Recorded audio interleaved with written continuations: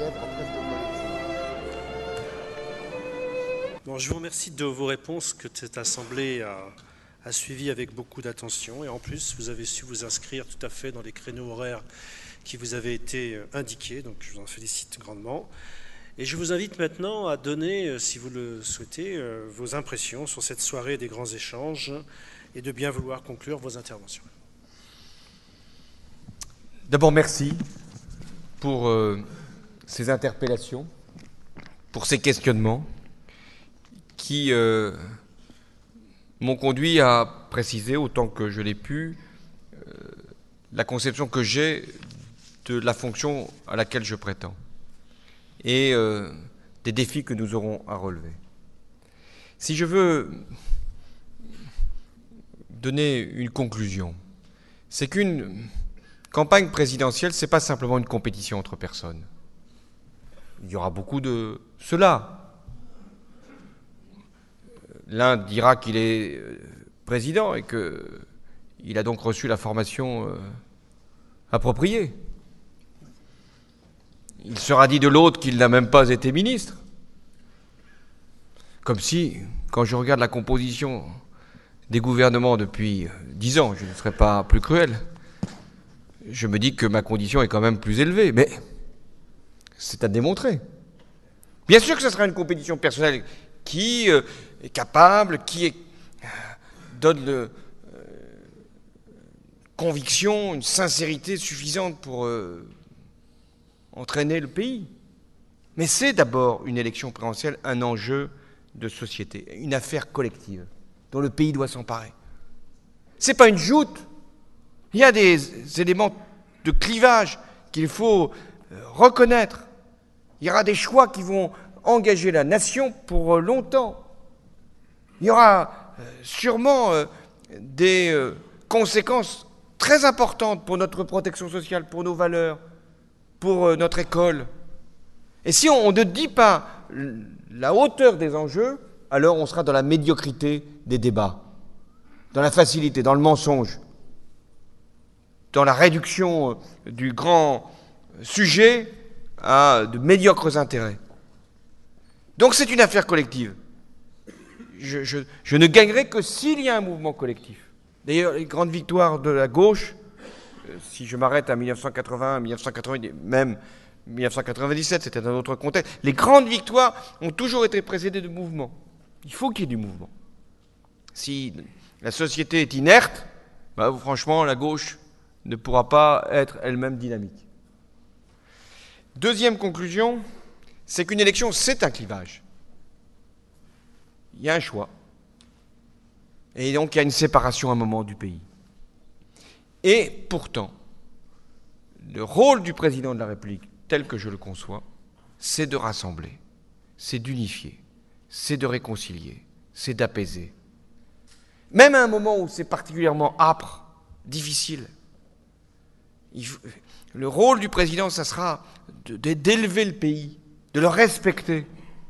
Et c'est pourquoi j'ai fait cette distinction entre le mode d'exercice de la fonction présidentielle et celui que je revendique pour le pays.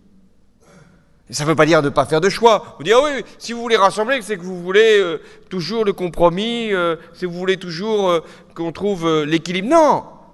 Il faudra faire des choix et en même temps permettre que chacun soit respecté, soit élevé, soit honoré. Ça, c'est ma conception de l'élection, du président de la République. Le président de la République, ce n'est pas un homme ou une femme qui sépare, qui stigmatise, qui divise. Ça doit être celui ou celle dans lequel le pays se reconnaît, même s'il n'a pas voté pour lui. Troisième élément de conclusion. J'ai mis la jeunesse au cœur de mon engagement, parce que je considère que la transmission générationnelle est l'élément le plus décisif. Et c'est pourquoi j'ai tant insisté ce soir sur l'école de la République. Ce n'est pas simplement une affaire de moyens, ce n'est pas simplement une affaire d'effectifs. C'est ce qui unit le pays, justement. C'est ce qui peut lui donner confiance. Ça ne veut pas dire que tout passe par l'école.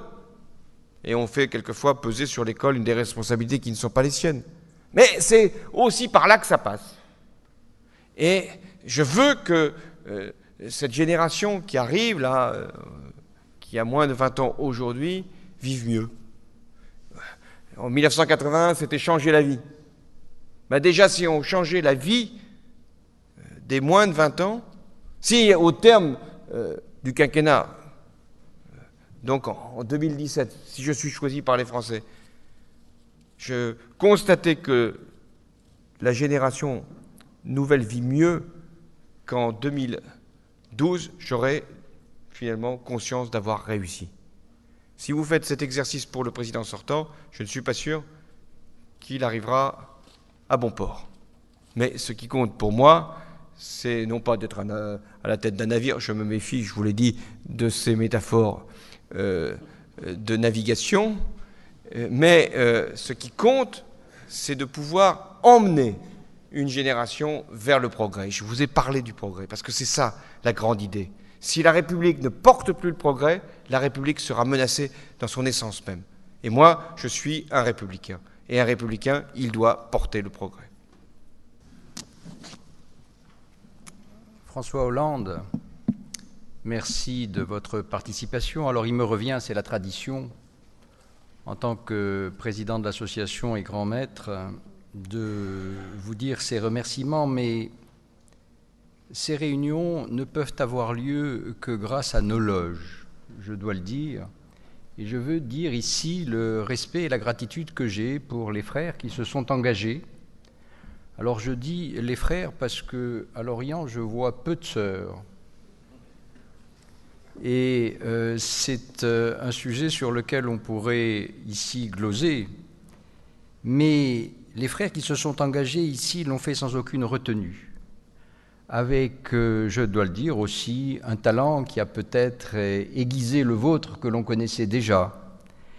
Vous vous êtes exprimé d'abord, c'est vrai, dans une assemblée qui, hors les décors qui l'ornent et qui sont parfois exotiques pour ceux qui ne les connaissent pas, est une assemblée d'hommes et de femmes qui sont dans une certaine culture, une culture très particulière, qui est faite de thèmes et de concepts que vous reconnaîtrez peut-être, qui sont ceux d'abord de la reconnaissance. Vous savez qu'il y a dans nos rituels, ou vous ne savez pas qu'il y a dans nos rituels un terme, la reconnaissance. Nous disons que nous nous reconnaissons comme tels.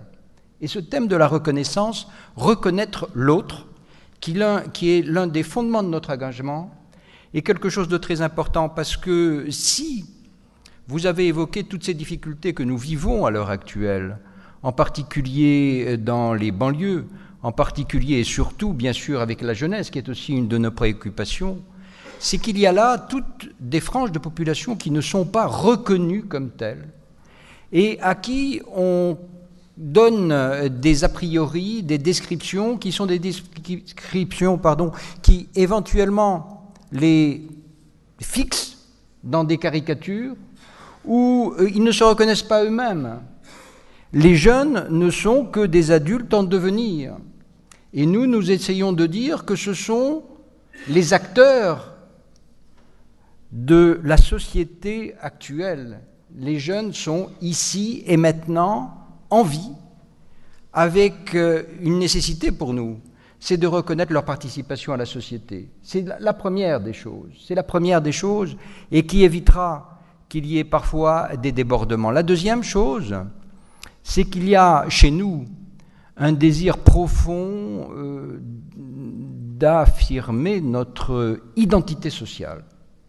Ce terme d'identité sociale qui est dans la recherche des révoltes au-delà de la Méditerranée, c'est aussi la recherche d'une légitimité que l'on retrouve à l'intérieur de la République, que l'on devrait retrouver à la République, et qui est souvent niée à l'heure actuelle. Le citoyen, vous l'avez dit, mais nous l'affirmons ici, disparaît devant des impératifs. Et ça, c'est une des problématiques de la laïcité. Parce que c'est vrai qu'on a entendu dire qu'il y avait des cléricatures et que certaines cléricatures étaient plus légitimes que d'autres, qu'il y avait un certain nombre de spiritualités qui étaient plus légitimes que d'autres. On oublie que Jean Jaurès, en 1885, disait déjà que la plus grande chose qu'il y a au monde, c'est la liberté souveraine de l'esprit. L'esprit ne se mesure pas à l'aune des religions, et quand l'on dit que l'instituteur est moins légitime peut-être dans la société que le religieux, on peut se poser un certain nombre de questions, mais d'autres questions arrivent qu'on n'a pas trop évoquées. C'est celle d'autres cléricatures qui sont les cléricatures de l'argent. Et quand l'on voit dans certains pays, en Italie, M. Monti, pour ne pas le nommer, en Grèce, M. Papademos, à la BCE, des hommes qui sortent de chez Goldman Sachs, on peut le dire, qui ont été des salariés pendant longtemps d'une banque qui pourtant s'est trouvée à l'origine de notre crise, on est quand même fondé à se poser un certain nombre de questions sur ces cléricatures maintenant qui font de l'argent une mystique. On ne l'a pas peut-être suffisamment évoqué ici. Remettre l'argent au rôle d'outil et non pas de fin, c'est quelque chose qui nous tient à cœur et qui nous oblige parfois de sortir des discours qui sont des discours qu'on nous dit utopiques, simplement parce que nous sommes dans une obligation de système qui nous contraignent et où la liberté que vous avez évoquée est parfois la dernière des choses. Autre chose, enfin, pour terminer, qui nous, ici, nous tient à cœur, c'est le sentiment que vous avez évoqué avec d'autres mots d'une dette sociale. Nous avons, au Grand Orient de France, et en général dans la franc-maçonnerie, le sentiment que nous avons une dette sociale dans la mesure où nous disposons d'un savoir, qui est un savoir acquis dans nos loges, et donc d'un pouvoir, parce qu'on en revient finalement à votre conclusion, la conclusion c'est celle du pouvoir. Et nous avons un certain pouvoir, et que nous avons aussi le sentiment qu'il est moral de le dire à un moment. Il est moral de l'exercer. Et nous reconnaissons les hommes qui s'engagent en voulant réhabiliter aussi le politique. Voilà un certain nombre d'éléments qui font que ce débat aura été enrichissant pour nous. Alors, nous ne vous avions pas donné toutes les clés, évidemment. Nous voulions vous voir, vous savez, dans une formule simple, c'est au pied du mur qu'on voit le maçon. Merci à vous.